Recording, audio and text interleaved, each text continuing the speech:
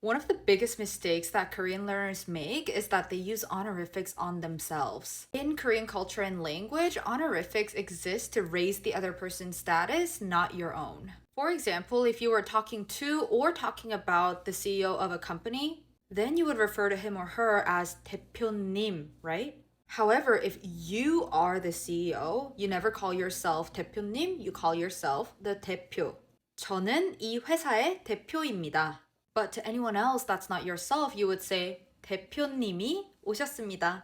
You've also probably heard a lot of people say 사장님 at restaurants. But when you're the restaurant owner, you refer to yourself as the 사장. But this mistake also happens with verbs. Korean has special honorifics verb forms that elevate the subject of the sentence. So if the subject is you, yourself, you shouldn't use them. For example, you would simply say 제가 갔어요. I went. Yes, this sentence is already in honorifics because of the 제 instead of 내 and 요 at the end. However, that elevated, even more polite version, 가셨어요 instead of 갔어요 shouldn't be used on yourself. So you would never say 제가 가셨어요.